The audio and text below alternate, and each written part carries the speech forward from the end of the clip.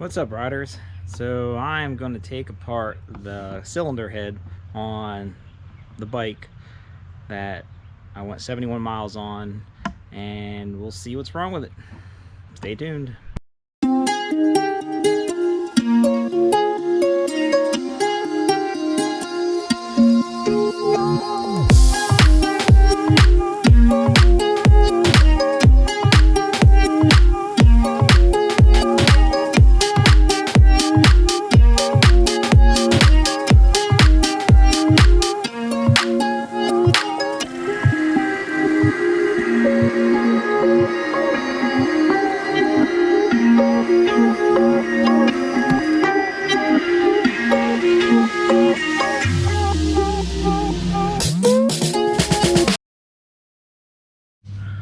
Alright, let's see what we got. About to pull the head off.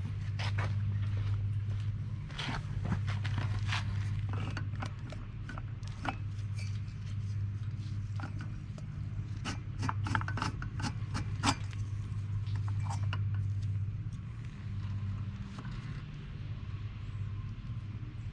think I see it.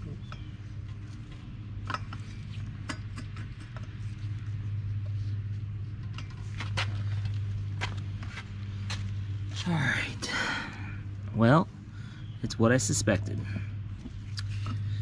So, let me, oh man, look at it.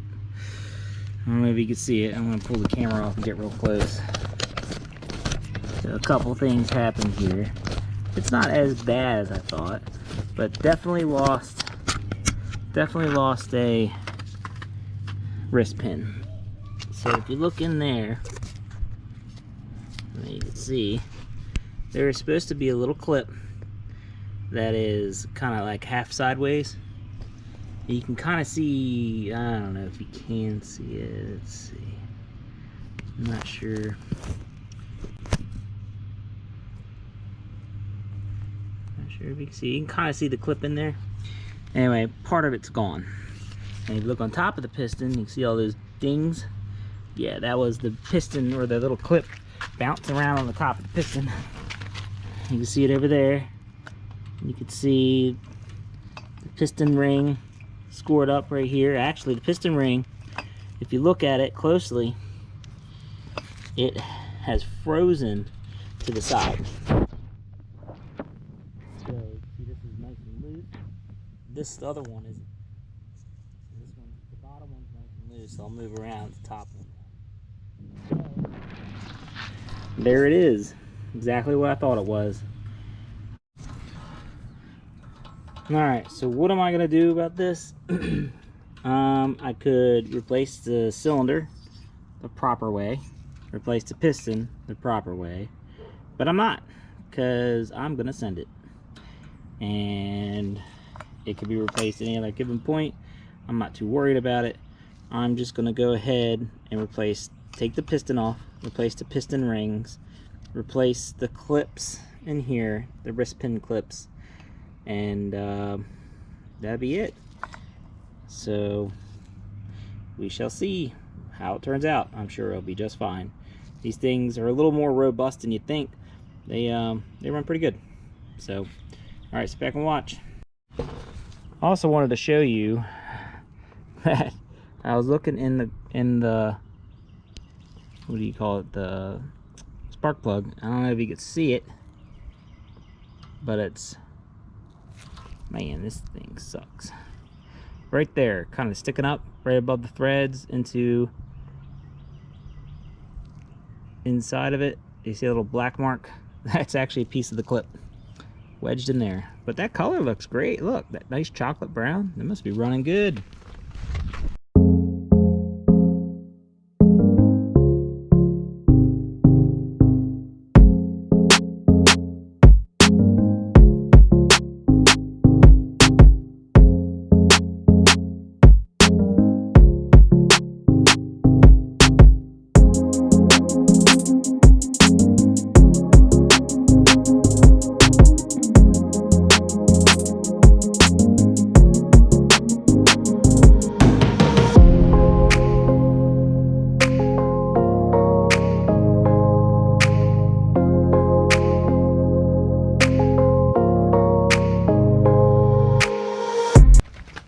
let's take a little closer look, see what's going on.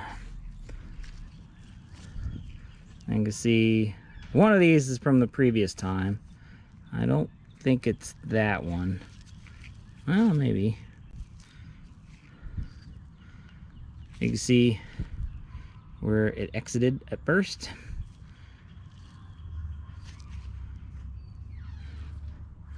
Yeah, I think this is possibly from the first time.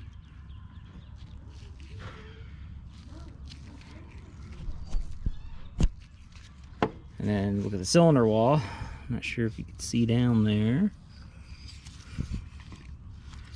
Definitely, let me go get a flashlight.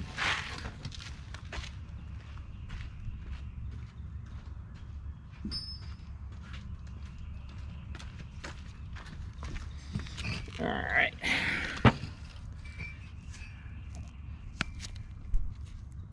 You can see the scoring on the side. Ooh, that's really bad.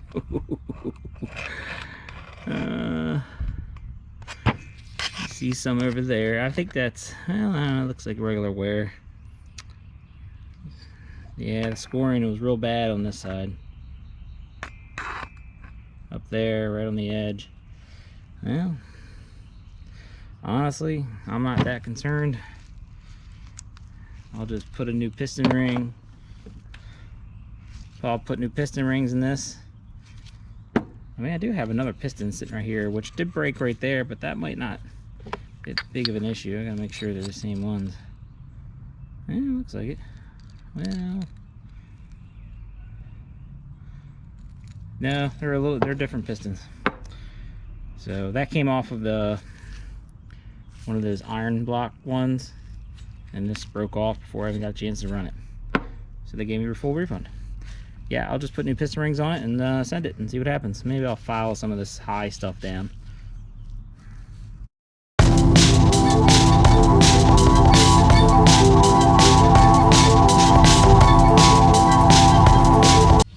I don't know if you can see it, but if you look kind of right here where all these grooves are, you can see this come down or basically squish. The clearance between here where the piston ring sits, it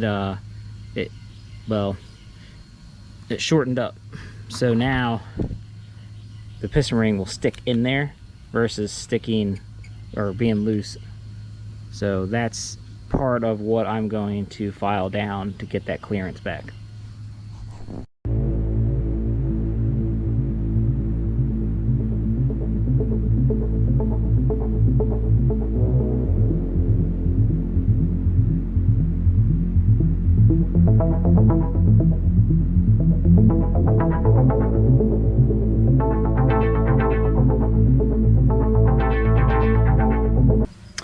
Now, I mean, I just took out the high metal and opened the gap up a little bit. This is not how you fix one. This is how you keep one running if you don't feel like waiting for parts. So it'll run. Might lose a little bit of compression. It won't be too bad. I do have some scoring. I have the head in my ultrasonic cleaner. That's the sound you hear in the background. But took some of the high metal off. I did actually do some boost porting on the intake. As you could see right here, this is port matched, so that when the intake, when the head goes up, this right here matches with the outline of the intake hole, so there's no piston on the bottom. But now what I've done is I've basically, right where the intake is, I've taken out just a few millimeters up in this section against the wall so that some more air gets up through here. They call that boost porting. So we'll see how that does. This is a good little motor, especially when you do something like this and lose some wrist pins and you know it's kind of trashed anyway. You can, you know, experiment with and not feel so bad about it and not mess up a brand new part. So if this all works out and I get some more power out of it, even though I lose a little bit of compression, the next head, when I do replace it, will I'll be able to do better modifications to it. So there she is. I'll get that in the engine, and I got my new rings right here. pop those in. I'll probably put this in the ultrasonic cleaner as well. Some of the carbon around built up real bad in between the rings because of that one ring being stuck. So a lot of oil got up in there and burnt. So anyway, I'll drop that in the ultrasonic cleaner and you'll see me assembling it back together. Well, the ultrasonic cleaner didn't do too much. Cleaned up the top a little bit more, some in the side. But anyway, gonna go ahead and assemble this.